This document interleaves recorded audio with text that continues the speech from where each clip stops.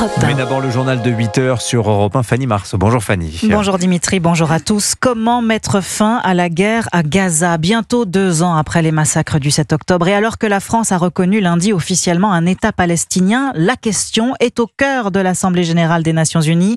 Hier soir à la télévision, Emmanuel Macron a reconnu que seul Donald Trump pouvait faire quelque chose. Le chef de l'État s'est d'ailleurs entretenu en tête-à-tête avec le président américain au siège de l'ONU. Écoutez. Le jour d'après à Gaza, pour stabiliser le territoire, il nous faut une perspective politique. C'est pourquoi nous avons pris cette décision sur la reconnaissance. Eh bien, je dois dire que je suis du côté d'Israël. J'ai toujours été du côté d'Israël, vraiment, toute ma vie. Nous allons trouver une solution. Et ce sera une solution qui, espérons-le, convaincra tout le monde. Mais il est temps que ça s'arrête. Nous allons avoir cette réunion très importante prochainement. Nous devons régler ça, nous devons récupérer les otages et mettre fin à la guerre. Donald Trump qui est monté hier à la tribune des Nations Unies, premier discours depuis 5 ans. Bonjour Christophe Bordet. Et bonjour à tous. Le président américain a distribué les mauvais points hier, de l'ONU aux Européens, en passant par les Chinois, les Indiens, tout le monde en a pris pour son grade. Oui, alors Donald Trump n'y va pas par 4 chemins et appuie là où ça fait mal, accuse l'ONU de n'arrêter aucun conflit alors que c'est son rôle, l'institution inefficace à tous les niveaux, y compris sur son fonctionnement purement technique, avec un escalator en panne au moment même où le président américain et son épouse Melania tentent de l'emprunter. La première chose que j'ai eue aux Nations Unies, c'est un escalier mécanique qui ne fonctionne pas. Heureusement, la première dame est dans une excellente forme physique, et moi aussi. Donc nous avons pu gravir les escaliers.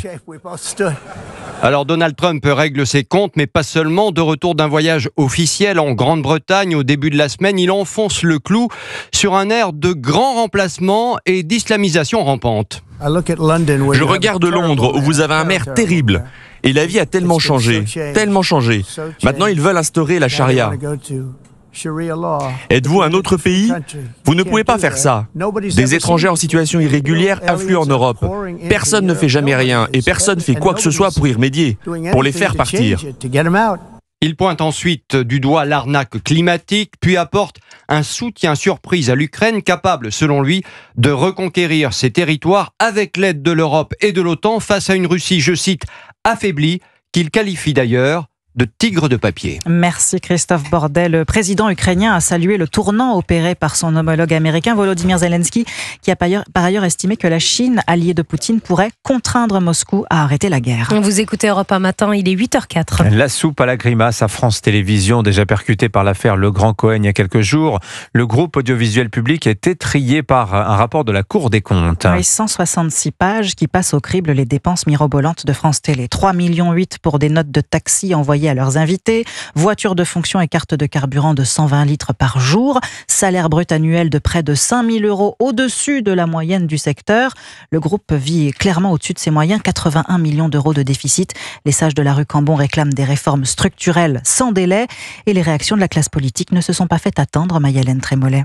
À commencer par le bloc central, rapporteur de la loi sur l'audiovisuel public porté par Rachida Dati, Jérémy Leitus, élu Horizon, dénonce une situation intenable et pointe du doigt une cause précise. Le manque de cap stratégique, et c'est pour ça que nous on plaide par exemple pour une holding qui rassemblerait France Télévisions, Radio France. Il faut rassembler les forces et c'est tout l'objet de la loi qui doit revenir à l'Assemblée nationale, j'espère le plus tôt possible. Sans surprise, Marine Le Pen fustige une institution d'un autre temps et martèle que privatiser reste l'unique option à ce stade.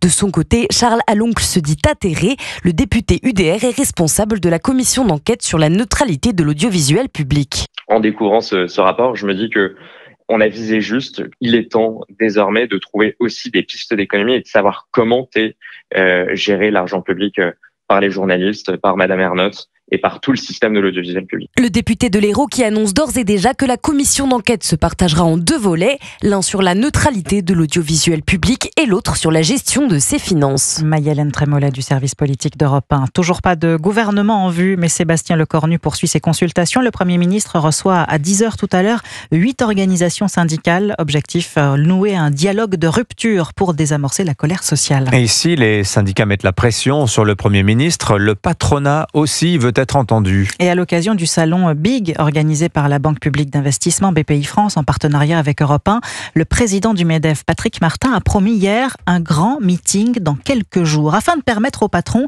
de prendre la parole dans le débat public sur des sujets comme la taxe Zuckman ou l'aide aux entreprises, et de détricoter ainsi les caricatures dont ils s'estiment victimes. Aurélien Fleureau. Les patrons ne sont plus désabusés, ils sont énervés, remontés après avoir entendu beaucoup de bêtises, explique-t-il en chœur, à l'image d'Amir Rezatofighi, présidente de la CPME, qui a cofondé plusieurs entreprises. Moi, quand j'entends Sophie Binet qui dit qu'on est des pleurnichards, moi je lui dis d'aller voir son boulanger, son artisan ou la rue pour lui dire que c'est un pleurnichard. Non, on n'est pas des pleurnichards en fait. C'est juste qu'on n'avait pas le temps de prendre la parole et que nous on travaille tous les jours et qu'on fait avancer ce pays. La réalité, c'est qu'il faut arrêter d'opposer les patrons et les salariés. Présent également sur la scène de l'Accor Arena, Frédéric Raillard, président de l'agence de pub Fred et Farid.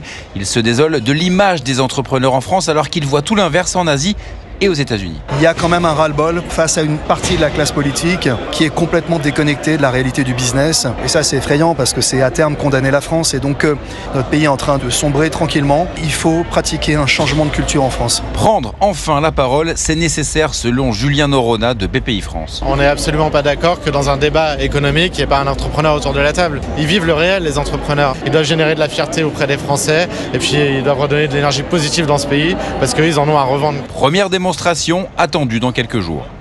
Aurélien Fleureau. L'actualité judiciaire, 3e jour du procès de Cédric Jubilard ce mercredi devant la cour d'assises du Tarn à Albi. Au programme ce matin, l'audition du chef d'enquête, de 3 gendarmes qui n'ont pas pu déposer hier et de plusieurs témoins initiaux, notamment un chauffeur de taxi et un homme qui a vu quelqu'un courir vers sa voiture le matin de la disparition de Delphine Jubilard. Et son regard, sa voix, son aura habitent à jamais l'histoire du cinéma. L'hommage hier soir sur X de Rachida Dati, ministre de la Culture, à Claudia Cardinal. L'actrice s'est éteinte à l'âge de 87 ans dans sa résidence de Nemours en région parisienne. Ce matin, Emmanuel Macron salue une star italienne et mondiale que nous, Français, porterons toujours dans notre cœur, dans l'éternité du cinéma. La fille à la valise est partie. L'Angelica du Guépard n'ouvrira plus le bal, a déclaré l'ancien président du Festival de Cannes, Gilles Jacob. Bonjour Julien Pichenet. Bonjour à tous. Quelques années après Brigitte Bardot, Claudia Cardinal avait fait une entrée fracassante dans le monde du cinéma de la fin des années 50. Aussi libre, belle et rebelle que bébé, Cécé n'avait pas eu à forcer pour devenir une star, Julien. Mais tu vois clair la nuit avec tes yeux bleus? Ils sont noirs, mes yeux. Salopard. La voix de Claudia Cardinal qui n'avait pas eu à forcer effectivement pour devenir une star. D'ailleurs, elle n'a jamais eu envie d'en devenir une. Timide et discrète, Claudia Cardinal se rêvait plutôt exploratrice ou institutrice dans le désert. Mais en 1957, à 19 ans, alors qu'elle n'avait rien demandé à personne, la voilà élue plus belle italienne de Tunisie. À la clé, un voyage au Festival de cinéma de Venise où elle se rend avec sa mère et où tous les producteurs, croisant ses beaux yeux, finissent par lui courir après pour lui proposer des rôles. En Italie, Claudia Cardinal ne parle pas italien, elle ne sait pas jouer la comédie, elle n'aime pas sa voix cassée, elle ne voit pas ce qu'on lui trouve, mais elle finit par accepter. La jeune Tunisienne apprendra l'italien et le métier sur le tas sans jamais trahir ses principes. Hors de question pour elle d'apparaître dénudée sur l'écran, hors de question de jouer sur son physique. Quand j'étais jeune, j'étais vraiment un garçon manqué, quoi. Je me trouvais moche et tout. Et donc ça m'étonnait énormément, quoi. Si c'était ça la clé de la réussite, se trouver moche et n'avoir aucune ambition au départ.